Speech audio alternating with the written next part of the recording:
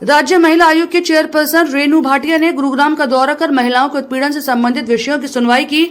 उनके समक्ष घरेलू हिंसा, दहेज और मानसिक उत्पीड़न से संबंधित 14 शिकायतें रखी गई, जिनमें से कुछ शिकायतों का मौके पर निस्तारण कर दोनों पक्षों की सहमति से समझौता भी कराया।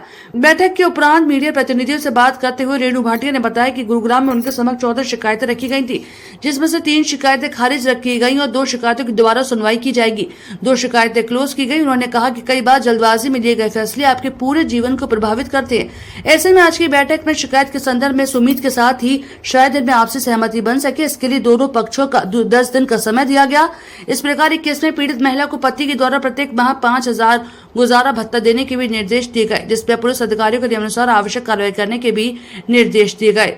एक शिकायत के संदर्भ में सूचना मिली कि आरोपी लड़का विदेश भाग गया है। रेणु भाटिया ने कहा कि बदलते परिवेश में महिलाएं अपने अधिकारों के प्रति अधिक जागरूक हुई हैं। उन्हें भली बात की पता है कि अपनी आवाज उठानी है। यदि किसी महिला को न्याय मिलने में कोई परेशानी आ रही है तो वे अपनी समस्या को लेकर जनसुनवाई में जरूर आए। जनसुनवाई में पीड़ित महिलाओं की पूरी मदद की जाएगी। महिला आयोग उनके अधिकारों के संरक्षण के लिए एक मजबूत स्तंभ की तरह उनके साथ खड़ा है। भाटिया ने कहा कि महिला जनसुनवाई में आने वाली शिकायती प्रकरणों पर महिला आयोग द्वारा नियमित रूप से मॉनिटरिंग की जाती है। सदैव यह प्रयास रहता है कि वे पति और पत्नी को आमने सामने बिठाकर केस की सुनवाई करें, ताकि विवाद की जो भी असल वजह है वे सामने आए। इस दौरान उन्होंने संबंधित अधिकारियों को निर्देश दिए कि पीड़ित महिलाओं को न्याय दिलाने में किसी प्रकार की कोताही न बरती जाए। कोई महिला यदि शिकायत लेकर थाने जाती है तो उसे पूरी गंभीरता के साथ शिकायतों को सुनकर आवश्यक कार्रवाई करें और शिकायतकर्ता को संतुष्ट भी करें। इस दौरान पूजा लोधी, लीगल असिस्टेंट सहायक प्रीति वर्मा सहित गुरुग्राम पुलिस के एसीपी और महिला थानों की एसएचओ संबंधित केस की आईओ भी उपस्थित रहे। आज की हमारी ये जो गुरुग्राम की केसेस की थी मीटिंग, इसमें हमारे पास 12 केसेस आए थे, जिनमें से हमने 3 केसेस कैंसिल किए। 2 केस को हमने 10 दिन का समय दिया है। एक केस में हमने फैसला खर्चे का बनता था पत्नी का, उसको 5,000 रुपए महीना तय करके हमने वो फैसला किया।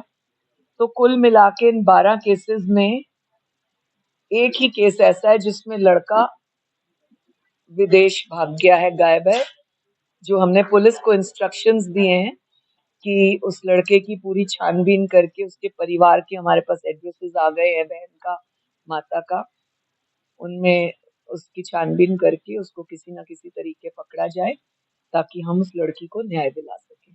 आप करना चाहो तो एक ही हेयरिंग में कर सकते हो, अगर सारी चीजें मौजूद है। ना करना चाहो तो लटकाते रहो। शिकायतें ज्यादा आ रही हैं, लेकिन इसका ये मतलब नहीं क्राइम बढ़ा। इसका ये मतलब हमारे पास जो निकला है कि लड़कियां सचेत हुई हैं, लड़कियों को नॉलेज आ गई है कि उनको अपनी शिकायत कौन सी जगह ले जानी है।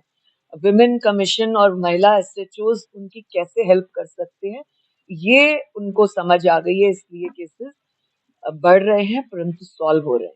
पहले खुदे लाइन पड़े रहते थे, लड़कियां परेशान रहती थी, कई वर्षों तक अलग रहते थे क्योंकि कोई मीडिएटर नहीं था। तो शायद महिला एसएचओज ने और विमेन कमीशन ने कनेक्ट होकर एक मीडिएटर की भूमिका निभाई है। नहीं, समस्या का समाधान नहीं, महिलाएं अपनी समस्या बताने में सक्षम नहीं थी, या उनमें हौसला नहीं था, या उनको नॉलेज नहीं थी कि क्वेश्चन कहाँ रखना है। तो commission and women police have made a bridge between that connection.